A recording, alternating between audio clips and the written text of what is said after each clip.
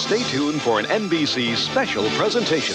The Tonight Show's 26th anniversary celebration starring Johnny Carson.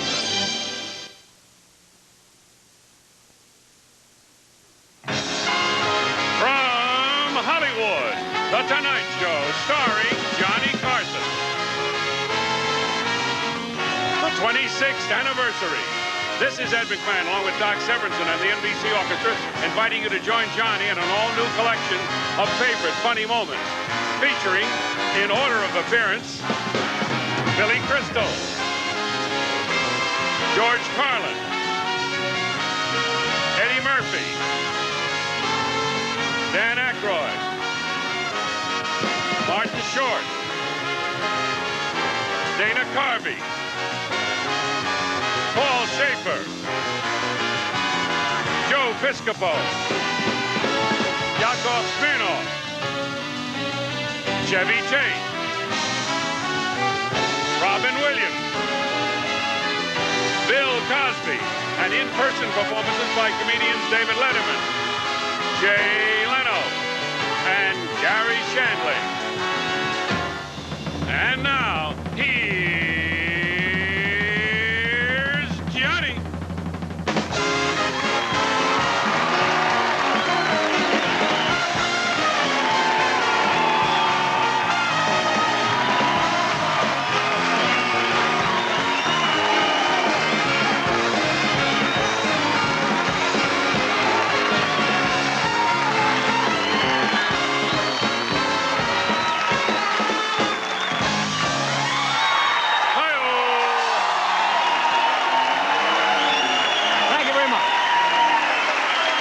Isn't that nice of you? I thank you. Come on, folks. It's a long show for you. First of all, I thank you very much. Thank you. That's very nice of you. Thank you. I appreciate that. Now, folks, today is October 6, 1988. I don't care what George Bush says. But I welcome you. I'm Dan Quayle. It works so well for Robert Redford. I want to welcome you to the show, and we'll be right back after this Olympic Kodiak commercial. Ooh, you believe the commercials are still on?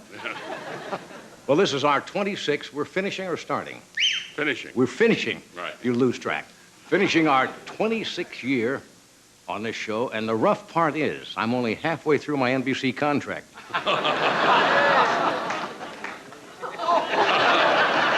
Look, 26 years, and I did it without steroids.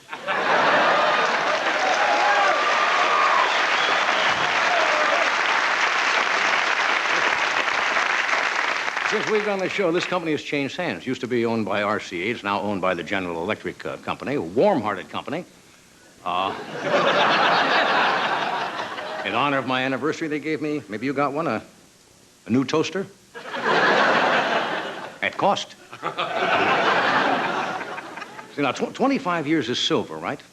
Yeah. 50 years is gold. I don't know. I wouldn't know much about that. The furthest I got in my personal life was Formica. So, I don't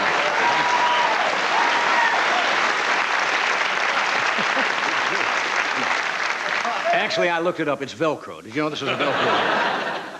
Did you get the feeling that 26 years from now, I'll still be here, and George Bush will still be trying to explain those 1,000 points of light?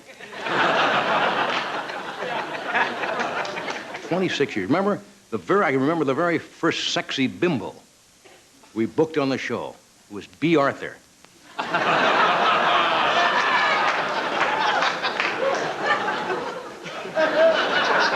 No, but you think of all the things. 26 years ago, Elvis was alive, and less people saw him then than today. I don't understand this at all.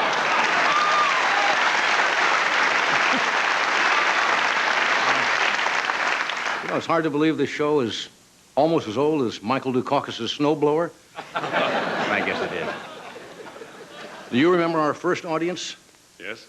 We did Marcier, 6th floor, 6B, Radio City, 1962, and we did a little survey, and we found that every single person who was in that very first audience now has his own talk show.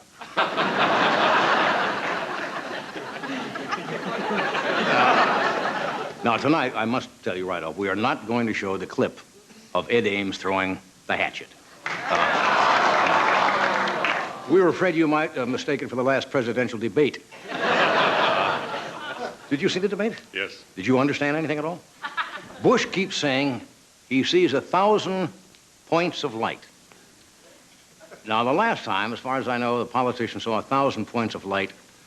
It was Governor Jerry Brown during a peyote festival in Ohio.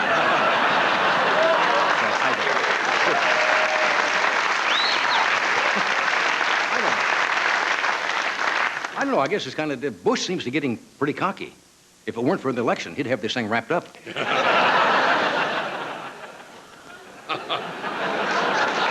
Well, are you happy the Olympics were over?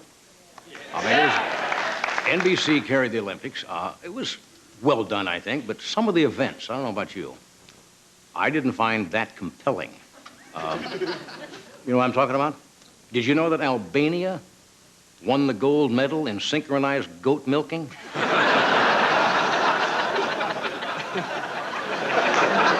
And it's kind of sad that some of the athletes seem to be using some steroids. I was suspicious when the Japanese team won the gold medal in basketball. Didn't seem right.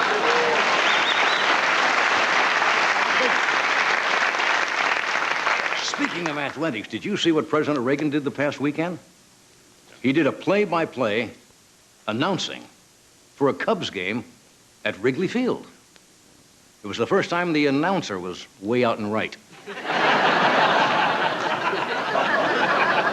Anyway, we got a good show for it. I'm glad you were here. Tonight, Gary Shandling, David Letterman, Jay Leno,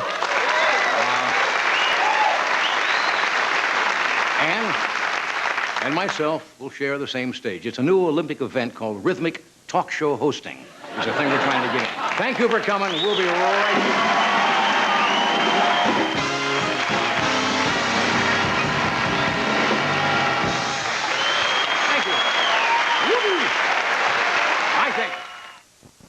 Tonight's 26th anniversary show is brought to you by Plymouth and the 9 most important words Plymouth knows.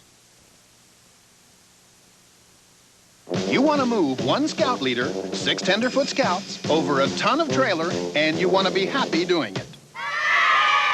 Hey, if it's important to you, it's important to Plymouth. It's the new Plymouth Voyager, with plenty of room, power, and highest customer satisfaction of American minivans, backed by 770 protection. The front-wheel drive Plymouth Voyager proves, yet again, the 9 most important words Plymouth knows. Satisfy the customer. Satisfy the customer. Satisfy the customer. Sometimes I hate to read the paper. Isn't there any good news about cholesterol? Mm-hmm. You're looking at it. Huh? Oat bran. Delicious new oatmeal goodness bread. It's made with oat bran. And in a low-fat, low-cholesterol diet, oat bran eaten regularly may help reduce serum cholesterol. And now there's a way to help you get oat bran and love it. Great. Mm-hmm. New oatmeal goodness bread. A great-tasting way to help fight cholesterol. Delicious. Oh, Bumble. Thank you and welcome. Happy anniversary. Here we are. How many years have we been together now? We did a show 30 years. 5 years before this one, and I think October the 13th. That's our anniversary for 30 years together. Wow, that's about as good as we've done with any relationship, isn't it? That's right. Better. Yes. And I didn't get a card this year either. Anyway, thank you for coming tonight. We've got a good show. We have Jay Leno is here tonight, David Letterman, Gary Shandling, and we're going to show you some things. I guess most of these are from past year, right? Yes. That you have not seen before. And if you haven't seen them, you better have a good reason. Somebody wasn't watching. I think every comedian who starts, usually when they're in grade school or high school, starts out doing impressions. Remember, you used to kid me about my Humphrey Bogart impression or my Jimmy Cagney. What we're going to start off with tonight, we put together a montage of different performers doing some really kind of offbeat things. They're kind of close, so watch the monitor, and here are just some impressions by different performers. And this is for people who you think you have no talent. You can do impressions. This is how I started. All right. This is my first one. This is Humphrey Bogart, okay? Ready? Hey, you guys. Hey, what the hell's going on here? Okay, you guys. Hey. right? I'm looking at the monitor. And this is my all-time favorite, one of the great actors in Hollywood, Rin Tin Tin. So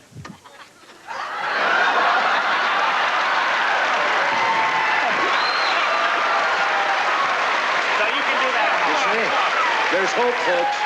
I'd like to do my impression, because I don't do many impressions. I'd like to do my impression of Kirk Douglas and Walter Brennan combined.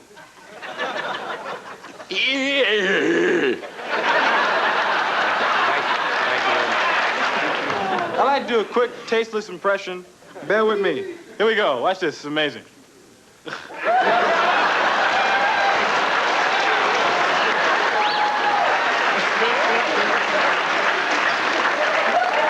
And actually, you know, Elvis, apparently a couple of times in Memphis, he had the full county police and all the ID and everything, you know, and he'd pull up and, you know, you just went through that red light there, brother. I want to see you right now. I want to make sure you don't go through that red light. I'm going to give you a warning right now. I'm going to be shot in the loss. That was with the David Steinberg show in Toronto. You know, John, what's amazing to me about having Ed, we wanted to have Doc. Oh, we didn't have Doc and John, but to me, John. Oh, that's right. One of these days, David's gonna. That's right on. One of these days. So I'm doing George Bush, which is a tough impression. It is. I'm working on that. And Yeah, it's, he's up in it's here sort somewhere? of a rhythm. Yeah. How do I do it? Why do I do it? It's sort of a thing like this. I wasn't People in the say I'm a Oval wimp. Office. People say I'm childish. I say that's none of your beeswax. Cher's Christmas special, and she sang "Oh Holy Night." And the whole thing had been, we've had a lot of kidding and clowning around, but now it's serious time, and it's Cher in a very beautiful set, kind of a Victorian overcoat under a street lamp, and the snow is coming down, and the music starts, and it's very serious. And she sings. Oh, holy night. I so brightly shining on you. That's the ear. You have to have a Don't write it. musical ear. This is my impression of Detroit Tiger manager Sparky Anderson. You'll see some people already know. Yeah. This is Sparky listening now to a question. Listening to a question, Ed. I got it. Which has been a career for you, hasn't it? Right. Yeah. Listening to a question in a post-game interview. Sparky Anderson listening to a question, post-game interview. And it goes something. Something.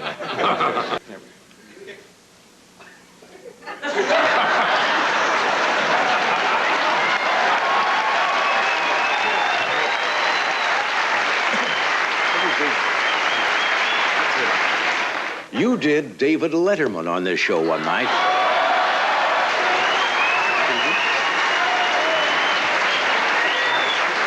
Okay. Okay. He's already got my arms down. Don't you believe it? Sure. David, do you mind? What do you got? I just...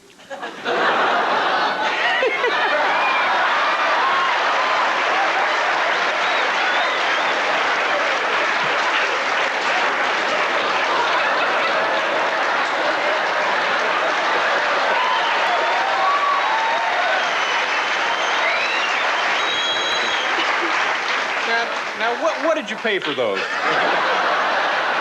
I could use those, actually. I love your laugh. The laugh. David's laugh.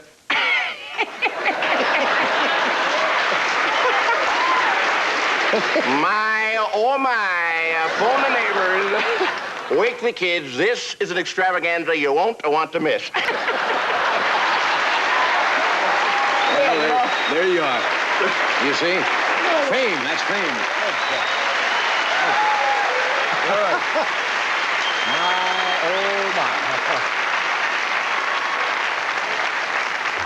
Okay, we got us off and running. Do we do a commercial first, or... Oh, good. Now, you've seen Joe Piscopo do David Letterman. Actually, speaking of anniversaries, there's another one coming up next month, November 24th. How long would you say it was ago that David Letterman made his first appearance on the show? Would you make a guess? 20. You see, you did it again. Now, you know it's not that long, so you... 15. No, it's only 10. 10. Why do you do that every time? made his very first appearance on this show, and as you know, David is going into his 6th year on his own show, which follows The Tonight Show, and I'm delighted he's here. Would you welcome David Letterman?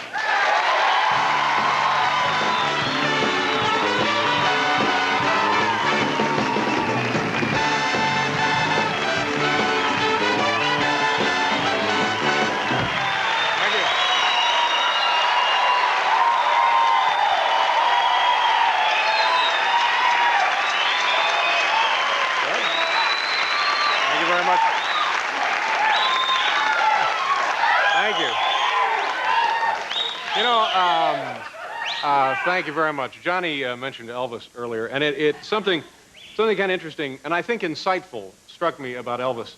If Elvis was alive, you know, just about now, he'd probably be finishing up a really big breakfast. Thank you. Thank you very much. I was busy backstage. I'm sorry, who received the Irving C. Thalberg Award? Is it? Well, I'd just like to congratulate Mr. Carson, Johnny. I get to call him Johnny tonight. For 26 years as the star of The Tonight Show. And to add, I'd just like to say, please send me the junk mail about the sweepstakes, okay? Thank you very much.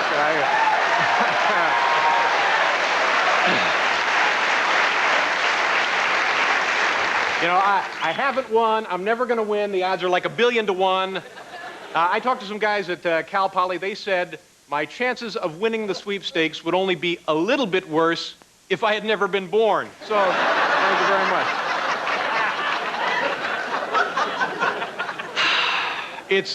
I can't begin to describe to you how exciting it is to be here tonight. Earlier, Ronald Reagan phoned to congratulate Johnny on winning the Super Bowl. But you know, ladies and gentlemen, if you think about it, 26 years ago, now this will give you some good perspective on the history of The Tonight Show. 26 years into any 7-Eleven store in this country and buy a quart of milk for just under $5. So, NBC research was telling me that in the history of The Tonight Show, they believe between 7,000 and 10,000 babies have been conceived. Many right here in the studio audience. Of course, in 1962, when this program first went on the air, the expression safe sex, all that meant then was you just move the bed away from the wall so you won't bang your head, you know. So that was a different...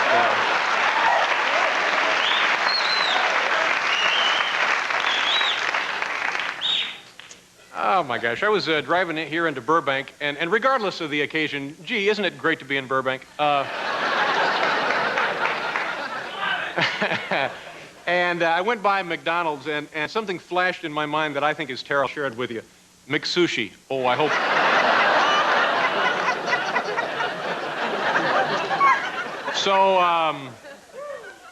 So last night I come out from New York City on TWA's special Screaming Baby Express. It's a nice flight.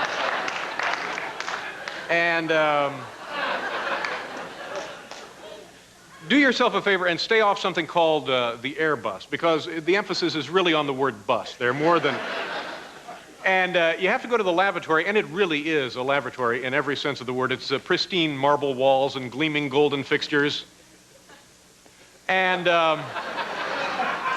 you get into the lavatory, and because of the curvature of the fuselage... Because of the curvature of the fuselage of the airplane and the location of the facility, it's virtually impossible for any human male over the age 11 to stand upright, which means to take care of whatever it is you need to take care of in there is pretty much going to be a hook shot. So it's just...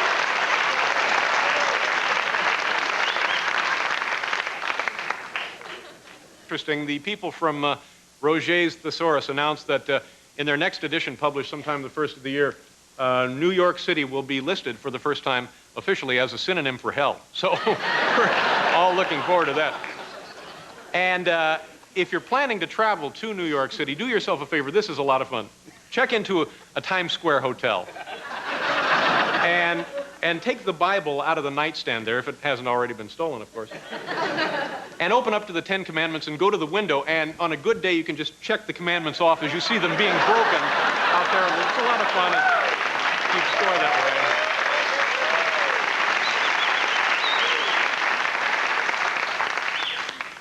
I went to the beach a couple of times in New York City. The tough summer out there, but I was pretty excited. I found what I thought at the time was a very rare seashell. And I took it to a friend of mine who works at a museum, and I'm really disappointed. It turns out it's just a human ear. So.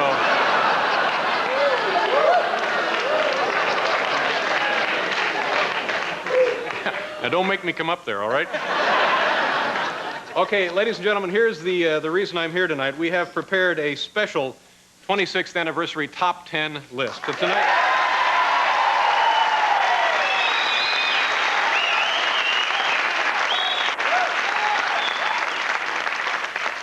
This comes in handy when you don't have a lot of material. Tonight's category. Oh, and it's very appropriate, I think, for the evening and for everything I feel about my association with this fine show. The category is Top 10 Things I Am Grateful to Johnny Carson For. These are the top 10 things to which I feel grateful to Johnny Carson. Oh, and by coincidence, we have a drum roll. Number 10. Gave me the name of a really good urologist. I'll never forget him for that. Number 9, by resurfacing his tennis court, I've learned a new trade. Number 8, once saved my life with Heimlich maneuver in Carl's Jr. I don't think many people realize that. Number 7, stood by me when I was defrocked by Assemblies of God, and thank God for that. Number 6, for pioneering the 3-day work week. Number...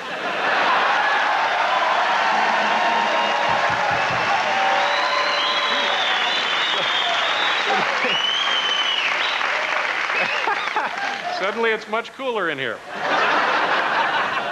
Number 5, one time after dinner sang special version of Misty for me. No, I'm sorry, that was Johnny Mathis. That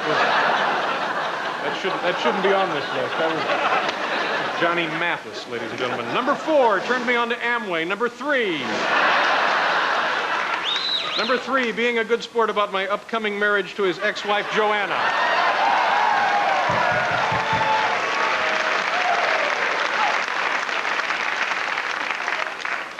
Number 2, helped me get my talk show license. And the number 1 thing I am grateful to Johnny Carson for, used his influence to get me into the Indiana National Guard.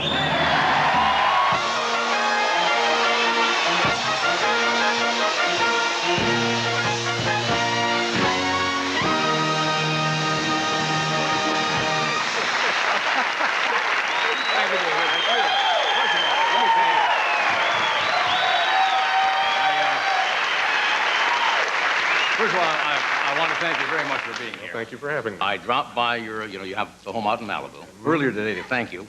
You weren't, some strange lady answered the door. Yeah. Said she was your wife and had a couple of kids. So, no, that's not true. Some of them, but I can say this now in front of the whole nation, between you and the other, the other guys, you right. and Jay and Gary. You're my favorite. Well, thank you very much. I thank you for coming. Thank you for everything. Thank you very much. We'll be back. Thank you.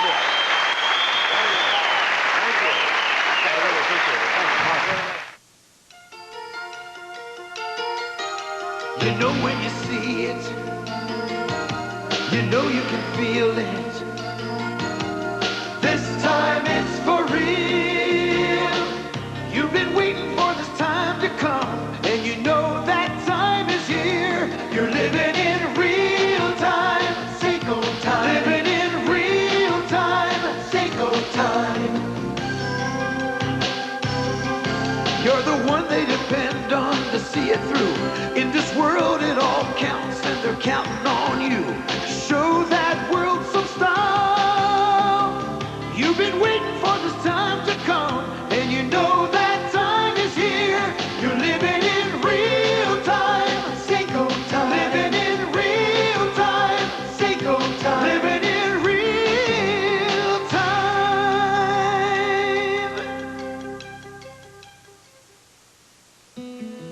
One little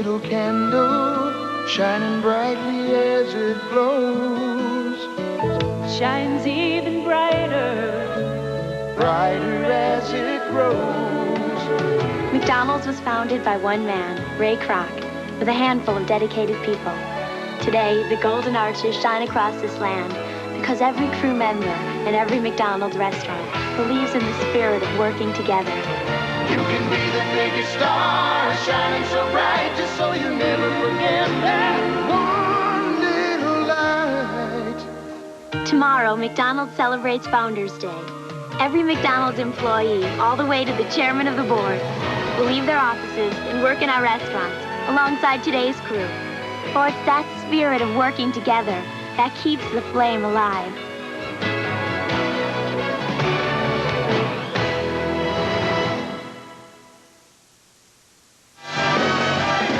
Okay, here's a little clip from, here's a lady by the name of Myrtle Young who appeared on the show about a year ago, and she almost had a heart attack because her hobby was collecting, worked in a potato chip factory, and one of her hobbies was collecting potato chips and they resembled faces. And watch the clip, you'll see what happened. Let's take a look at some of your things here now. You want to show us some of your collection? What do you want to start with? All right. Well, here's a tray. Okay. Now, these are all the individual... Now, these are some of the faces that I first started to see. Uh-huh. This, we're going to get a camera over here. So I don't really want to handle this because they could break, couldn't they? Now, that would be it's a dog. It's a dog. An angry dog or an angry bear? Kind of like a beagle. All right. Okay.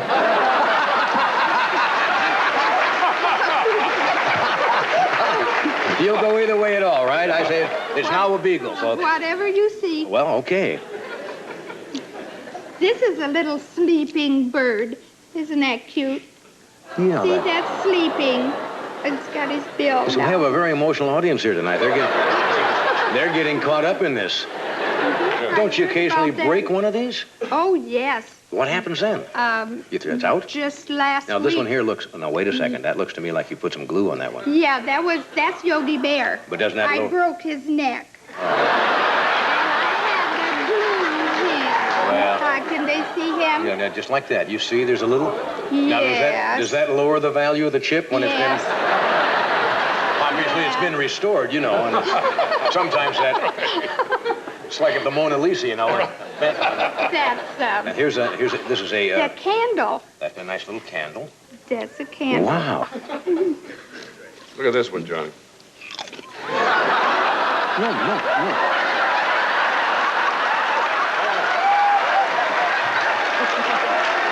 No, I didn't.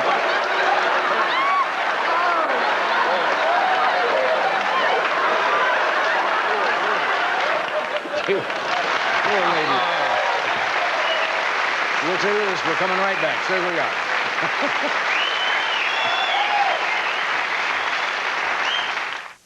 You look wonderful. I'm in love with a lean cuisine lady. Stouffer's lean cuisine. You have your taste. You have your style. Ken and I are always amazed that lean cuisine's under 300 calories because it tastes so good.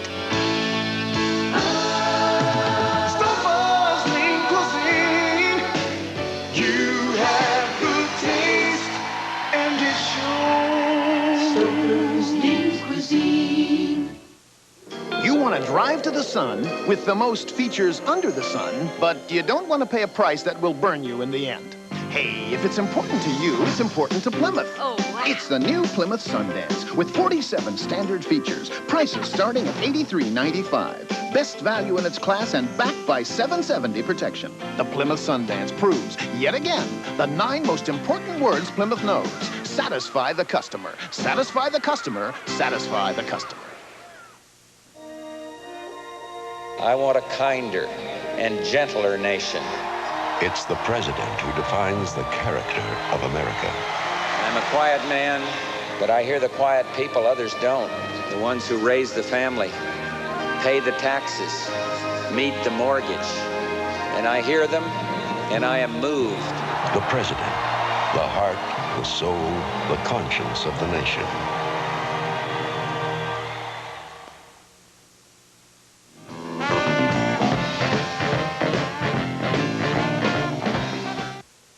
Sunday, Disney Fever covers the globe. Catch the fever on the premiere of the magical world of Disney. Then, on an all-new bloopers and practical jokes, the Cosby Kids pull a joke on Keisha. Plus, hilarious bloopers from Suzanne Summers, Golden Girls Rue McClanahan, and Betty White. Sunday. NBC News at this hour. I'm Connie Chung. Under increasing political pressure, the Pentagon has scaled back its original plans for the Star Wars defense program, cutting the estimated cost by 40%. The people of Chile had rejected continued rule of General Augusto Pinochet. But the dictator today was displaying the considerable power he will still have by cracking down on opponents celebrating their victory. And the House has passed a bill that would require safe disposal of needles and other medical waste. More news later. Well, the most important guy at the NBC production meeting is really the play-by-play guy. So if you excuse me, I got to get into the meeting right now. Oh, must be some kind of mistake. You're not nervous in there. Welcome back to the Metrodome. I'm Jim Donovan along with Reggie Rucker. Glad you're with us here for week number 2. And right now... Last year, U.S. Air and Piedmont were working on a merger agreement, one that threatened to close the Dayton hub. That hub is more than a place to change planes. It's at the heart of the Dayton economy. Closing it would mean lost jobs and families forced to move away. Then Senator Metzenbaum stepped in, entered the merger negotiations, and U.S. Air agreed to keep the Dayton hub open. Thanks to Senator Metzenbaum, almost 1,000 people kept their jobs and their families right here in Dayton. Howard Metzenbaum, he's on our side. Hooley at large with the punchline at 11.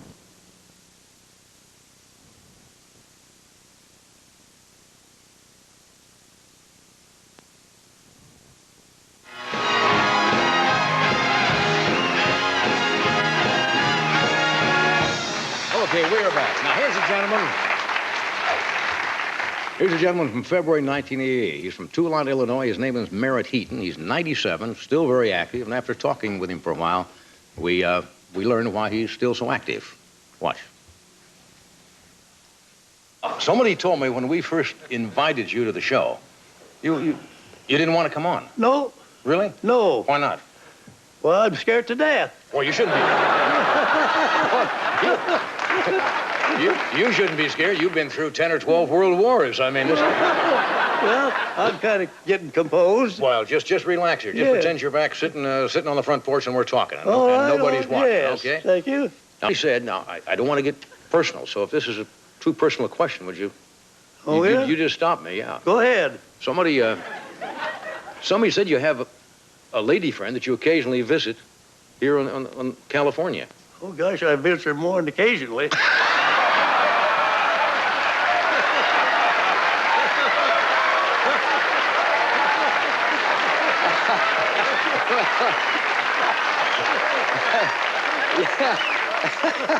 Well, since they got electric power, I suppose everything is... Now, you've seen a lot of changes, especially in women. I mean, women are treated completely differently today than they were when you were growing up. I mean, land, yes. equal rights and that and all that. Yes. Well, what's been the biggest change, do you think? The independence of women, or...? No, gosh almighty, when I was a kid, I was tickled to see a girl's ankle. That was pretty rare. Really? Yeah. We'd stand around town there. Maybe a muddy day, ladies have to come along, raise up their skirt a little. We'd see their ankle. Well, what would that do when you'd see Oh, do? I mean, It'd prepare you for the next deal. Prepare you for the next deal. Yeah. So a woman's ankle was exciting. You bet it was. Yeah. Are you still the boss of the farm? Oh, I let my son do the bossing. I do what he says. Really? Yeah. How old's your son? Oh, he's 78.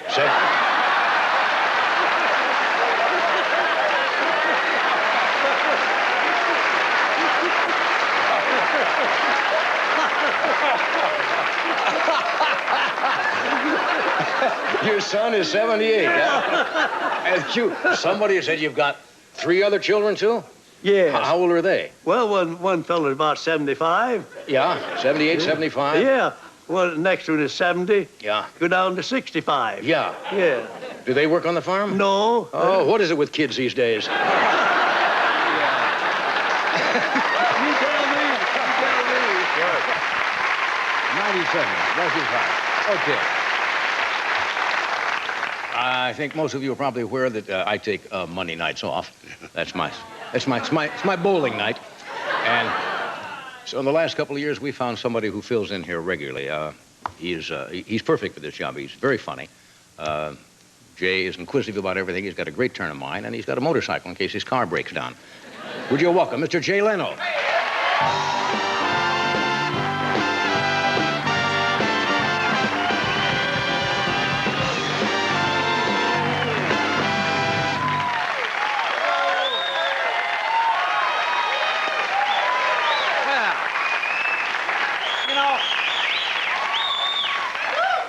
I'd like to talk a little bit about older Americans for a minute, if I could. You see what McDonald's is doing now? McDonald's is now hiring the elderly to work in their fast food restaurants. Have you seen these commercials? They now have teenagers and senior citizens working together. This is part of their cradle to the grave minimum wage program. Boy, I tell you. It's nice to know when you're 80, you can make the same money you were making when you're 16, huh? Exactly the same money. I mean, is there anything more dignified than an 80-year-old man with a trainee hat on and a bunch of punk kids putting kick me signs on his back? Hey, come here, Lou. Hey, which one of you did that?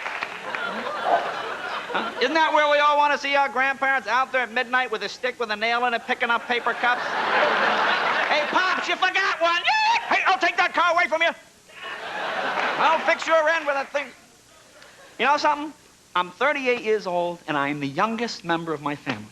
All my uncles are like 90, 88, 75, and the fact that my family can function without coming into contact with 20th century technology is unbelievable. You know, my mom called me about a month ago. She says, your Uncle John, who's 81, and your Aunt Rose, who's 79, says they're going to San Diego, they're going to be in L.A. for one day.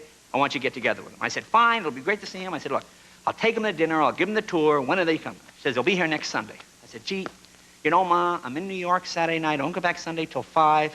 I said, look, tell Uncle John, Aunt Rose, call my house, leave a message on my machine, tell me what time you're going to be there, and I'll call him back and take him out to dinner. And, you know, now my machine is real simple. It says, hi, this is Jay. I'm not in right now. Please leave your name and number. I mean, it can't be simpler than this, you know?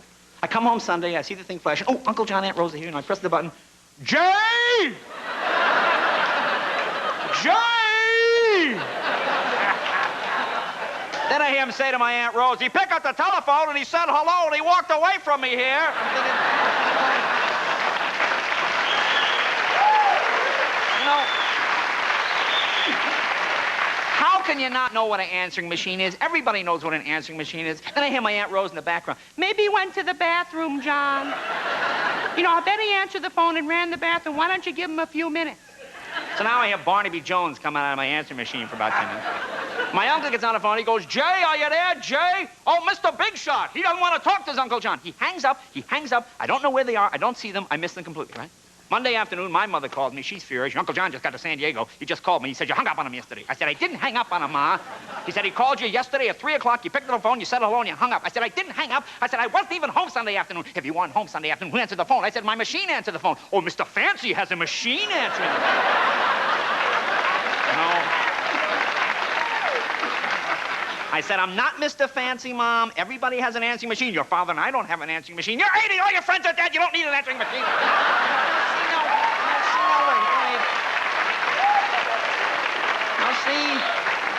Now, I don't want to give the impression I don't love my family here now, but you see, this is how nature gets even with you, see? Yeah? I'll give you an example. July 14th, I'm in New York to do the Letterman show. Now, every time I'm on TV, my mom asks me the same question. Who'd you meet from TV today? So I can tell your father you met somebody important. I said, I met Steve Martin, Mom. Steve Martin. Now, who's that? I said, Steve Martin's a big star. Well, your father doesn't know Steve Martin. Who else? I said, I met Robert De Niro, Mom. You know Robert De Niro? Remember The Godfather, Robert De Niro? Robin De Niro. Honey, do we know Robin De Niro? I said, you know, it's not Robin De Niro. You know what I do now? I just lie. It's easier. I said, I met Gary Cooper today, Mom.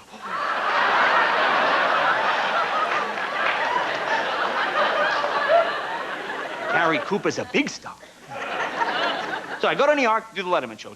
July 14th, I'm on the show. My folks live in Boston. I'm in New York. I think, hey, I call up Mom and Dad. I said, Mom, Dad, you want to come down to New York? You stay in a hotel. We'll go to dinner. We'll go to a show. Next day, you come to the Letterman show. You come backstage. You meet Dave. You see how the show works. You get to see all the television. Oh, that sounds great. Oh, your father and I haven't been in New York since 1939. I'll bet it's all changed. You know. I think it's a nickel more to ride the train now, Mom. So I figure, oh, this will be great. Now, on the show that day, it was me, some lady with plants, and Sting. Sting, the hottest guy. I figured this will be great. It'll be a young audience. It'll be a hot crowd. My parents will get a chance to see me do well. Perfect. My folks come to New York. We have a nice time. We have dinner. We go to a show. The next day, about 4:30, I said, Mom, Dad, they tape at 5:30. Come on, let's get in the elevator. We'll go downstairs, walk across the street, go to the show. Come on. We get in the elevator. The door opens. We go down one flight. Sting gets on the elevator. Okay? You know, and a nice guy. You know, I said, Sting, my name's Jay Leno. I'm a comedian. We're on the Letterman show together. I said, Sting, this is my mom and dad. Mom and Dad, this is Sting. And of course, my father, Stingman is your name, son? Stingman? His name is not Stingman, Dad. His name is Sting. Sting is the boy's whole name? I said, will you stop shouting? He's right here in the elevator. He can hear everything you're saying. I said, will you just take my word for it? The man's name is Sting. I'll explain his name to you later. It's his whole name. Will you just leave it at that? His name is Sting and let it go. 2 seconds later, my father walks around and goes, the hell kind of name is Sting for you? This is like the Poseidon adventure. Get me out of the elevator. Look, ladies and gentlemen, don't ever have parents, okay? Don't ever have parents. Thank you, Johnny. Happy anniversary.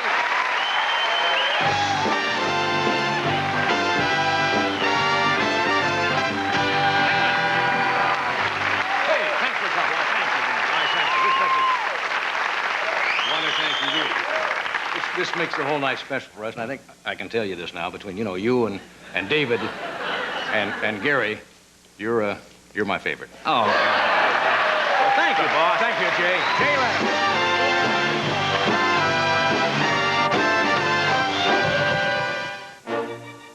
As much as she loves entertaining, Heidi, go long! her heart is still on stage. You got that thing. People love you. We have some strawberry jello. That's nice. As much as he knows medicine, You're turning blue, Sam. Why is that? You're turning blue. What's it? Oh, I'm standing on his arrow. comedy's in his blood. The love of my life is a lady named Comedy.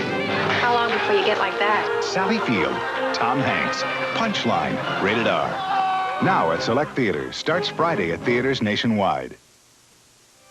Suddenly, my legs felt 6 feet long. It's funny, huh?